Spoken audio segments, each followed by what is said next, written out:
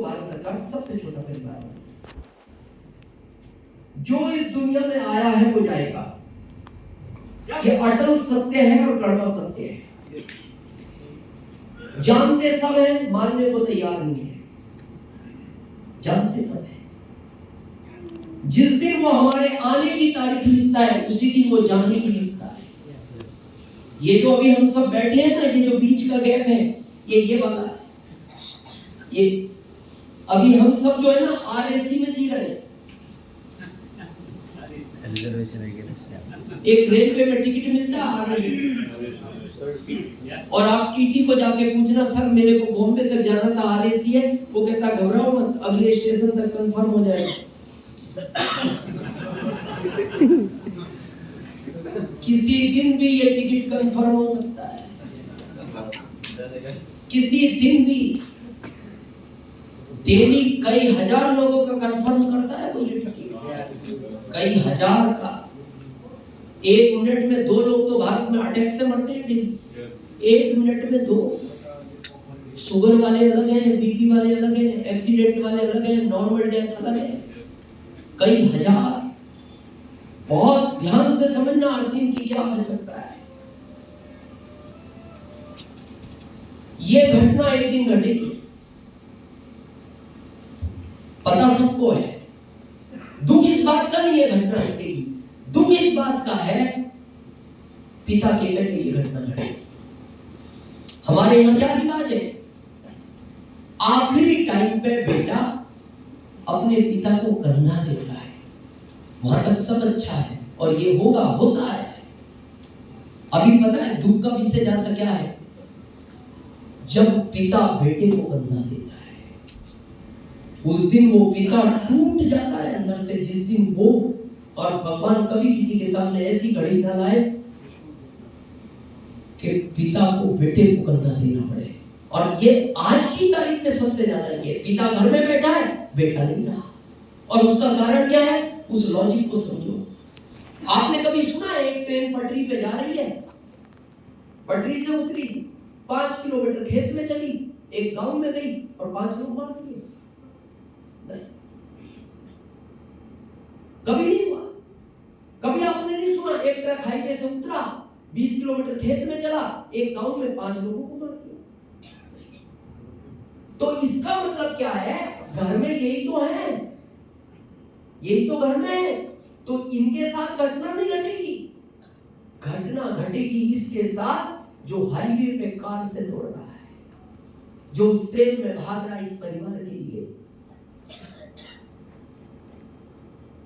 जो उस बाइक पे था जिसको 120 की स्पीड की कार ने उड़ा दिया रास्ते में। घटना इसके साथ घट गई है।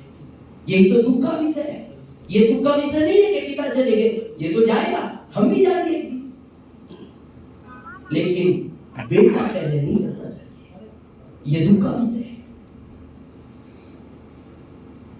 चलो घटना घट गई, इस परिवार का जिम्मेदार कौन है?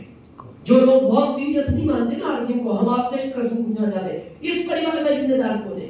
जो लोग कहते हैं जॉब, हम जॉब को बुरा नहीं कह रहे।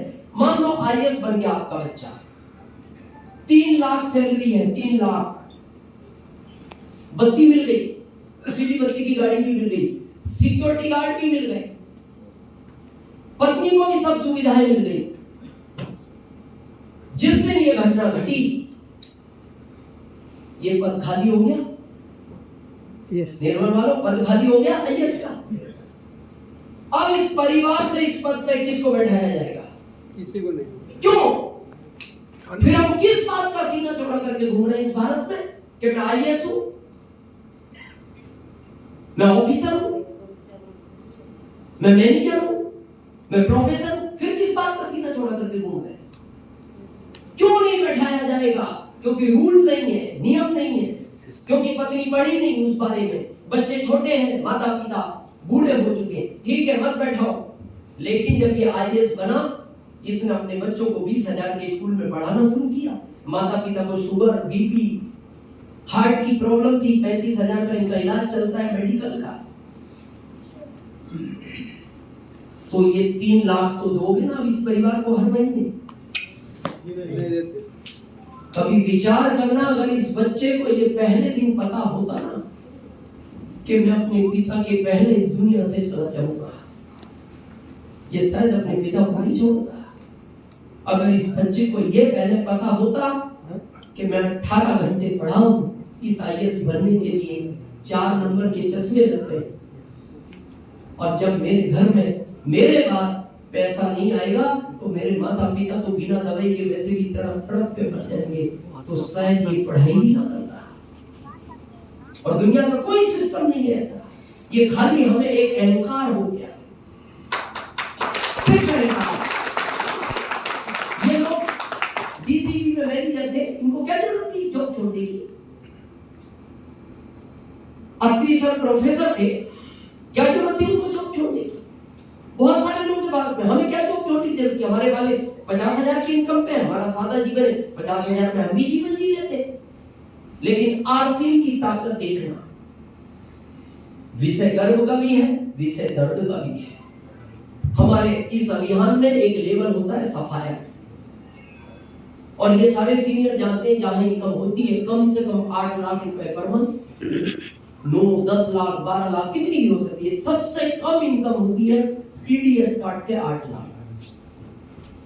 हमारे इस अभियान में छत्तीसगढ़ रायपुर से स्वर्गीय श्री रत्नेश जैन जी 44 साल उम्र थी, 44।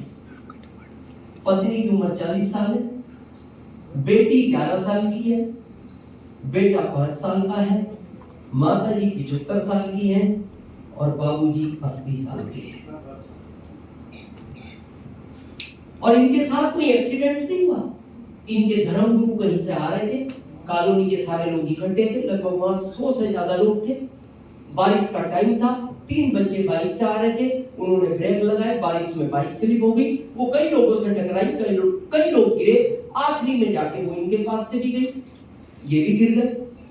2 लोग बेहोश हो गए, इनको अस्पताल ले जाया गया, एक ठीक हो गए, घर आ गए, और 48 घंटे बाद डॉक्टरों ने इनको मना कर दिया। आइए घटना बड़ी नहीं थी। यहाँ देखना, दुख का विषय क्या है? पिता है, यही तो दुख का विषय, पिता है, बच्चा नहीं रहा। आप विचार करो, स्वर्गीय श्री रत्नेश जैन जी किसी भी काम पे होते, आज इस परिवार का क्या होता? लेकिन आरसीएम की ताकत समझना, निर्मल वालों अगर समझ सको तो आज समझ ही ले। 1 महीने बाद आरसीएम का फोन आता है सुबह जैन जी के पास, और कंपनी ने कहा, मैडम बहुत दुख के साथ कहा जाता है इस अभियान का एक बड़ा सिपाही हमने खो दिया। दुख है, हमें भी दुख है, हमसे ज्यादा आपको होगा, लेकिन आप चिंता मत करना मैडम, आरसीएम परिवार आपके साथ है।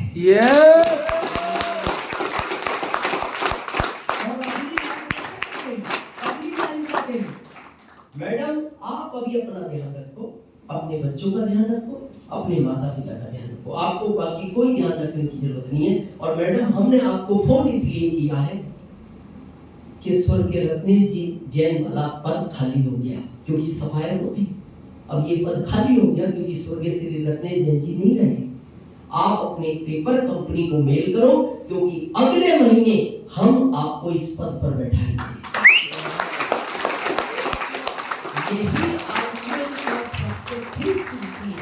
आरसीएम इसी चीज के लिए तो करना है। yes. और आज सुबह में आरसीएम की सफाया है। yes. आज सुबह में आरसीएम की सफाया है, और पिछले महीने का TDS काट के उनका जो लाभांश था वो 9,23,000 था।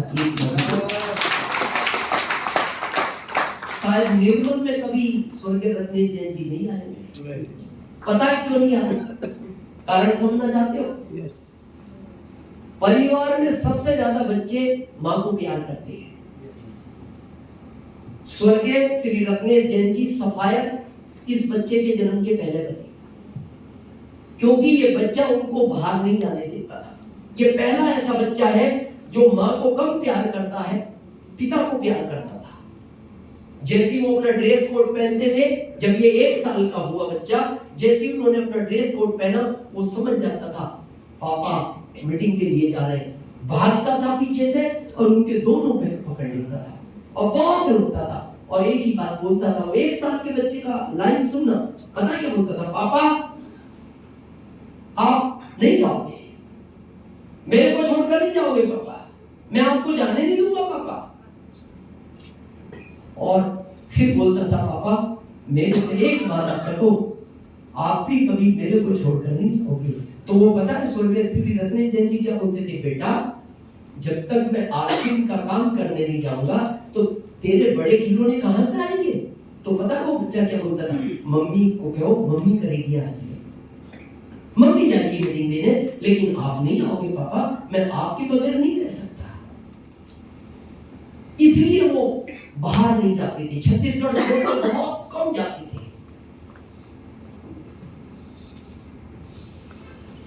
अभी इस बच्चे को नहीं पता, आज भी नहीं पता स्वर्गीय श्री रत्नेश जैन जी कहाँ है, इसको बताया नहीं गया क्योंकि 5 साल का है, कहीं सदमे में न चला जाए, क्योंकि पिता को प्यार बहुत करता था। हमारे यहाँ रात को अंतिम संस्कार नहीं होता, जब 8 बजे इनका पार्थिव शरीर घर लाया गया तो पता है ये अपनी मम्मी को क्या कह रहा है, कितना मासूम बच्चा होगा।